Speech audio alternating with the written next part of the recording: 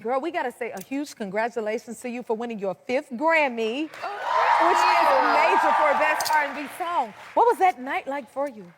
You know what? I didn't even expect to win. I was really focused on like Doechii and everyone else. And I just kind of came to like get a look off. And I ended up winning, and that was such a blessing. I actually thought I was just coming to present something. Really? Yeah, because I don't know. I'm grateful. And shout out to Kian. He's this amazing artist from Ireland. And during COVID, he was like doing all these like choir harmonies by himself and like making it sound like a full choir. So I DM'd him immediately and was like, can you teach me how to do that? And he came to LA, and that's whose backgrounds are on Saturn. Look at he's that. amazing. Yeah, I just wanted to say that he's so great. I feel like we got a little insight on your like music making process. That's a gem to another artist. And then you and Taylor Swift were like at the Grammys together as well. Like, do you guys exchange advice? Do you get inspired by each other? Like, how does that work? Girl, that's Taylor Swift. I don't know her. Girl, you SZA. No, you know, it's so interesting to me. Every time she walks up to me or approaches me, I'm always like, all right, this is happening, because that's fully Taylor Swift. And but I think what I mentioned that I would love to write with her and love to build some things together. I love her storytelling. And she was open to it. So I think she's awesome. And I have so much respect. She's so bossed up. We want to hear that. What would that be like? That would be amazing. No, I love storytelling. I feel like there's something about that type of storytelling that I feel Gracie Abrams, Lola Young, Doechii, Olivia Rodrigo. There's a lot of storytelling, Chaperone, but a lot of deep inner storytelling that really reflects their human experience, and I respect that. So I'm just trying to dive deeper into the human experience, child. That's why you're so great. You really are. Thank you. As are you. It's a movement, for real. Okay, let's talk about this new deluxe album. Tell us the story behind and the name of it. Okay, so Line is like a B-side, just like a softer side. A softer side of SZA. No, but it was really just songs that I felt like I really have to get rid of all my spring cleaning so I can just be stripped down to like the bone and start from scratch in a whole new way. So I'm stripping myself. And this was also more like a gift to my fans also, because they didn't really ask for it per se. Oh, they asked and I for volunteered it. Right? But you know what I mean? It was more just, it was like a sharing experience. Yes. It was more of a sharing experience, and I wanted to just be, you know, because SOS was a lot of things, and it did so well, and I just wanted to just breathe and regulate my nervous system while also sharing something, while also cleaning my slate for something brand new. Well, keep breathing on us. We want you to, that is for sure.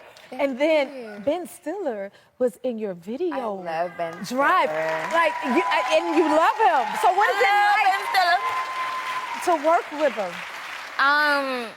What's crazy is I loved Ben Stiller before I knew he had like this dark genius mind in Severance. And I was like, now I love him even more because he's like a total freak. And I'm just like, yes, like it made so much sense. And they originally wanted John Cena to be in the video. And I was like, John Cena's hot. Like, shout out to John Cena. But I also was like, I need my Zoolander Severance King. And that's what I want to see. Stay true to yourself. I mean, come on, something about Mary, Meet the Fockers.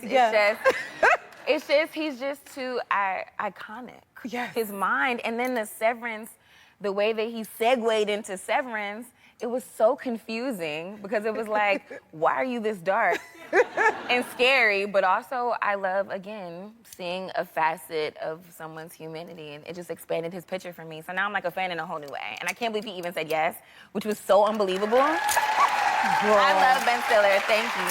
You keep raising the bar and raising the bar and raising the bar because your album, SOS, has officially surpassed Michael Jackson's Thriller? Girl, let me read this. Don't say that out loud. Can you believe? Don't say that out loud. Who does that? I need you not to ever repeat that. When you, okay. In a public forum. It sounds so illegal. Like it sounds, it's like the craziest piece of information. Again, which is why I have to like separate myself from the milestone and really just get into what is the experience. Because the milestone is one thing, but it's more so like, what? You think about the wide range and the genius of Michael Jackson. It's just like, I'm grateful to even be in the same space as an accolade of his, but I have so much further to go, and I'm so inspired by even being in that breath of conversation name. I'm scared to say it out loud. I'm glad you did. Thank you. Yep. And I'll say it again. But it's so cool. I don't even know how that happened, and I'm so grateful to God. I feel very blessed, yes. Oh, I have so many questions for you. We don't even have enough time, right? She told me to put the card down. I was gonna read some. I didn't mean that. I got to SZA. Okay, so it says it's the longest running top 10 album by a black artist in Billboard 200 history. You got to give that some love, okay? Take your flowers, young lady. Yes, ma'am. I'm just trying to put on for my people, child. It's amazing to see how far you've come. And like you say, you're only getting started. Yeah. You know what I mean? Like, is it true that before all of this, you were going to be in a rock band with Lizzo and different, what was that about? Screaming. Okay, so me and Lizzo have known each other for so long. I love this, by the way. For so long. We still want our rock group. This is my Bookie Bear.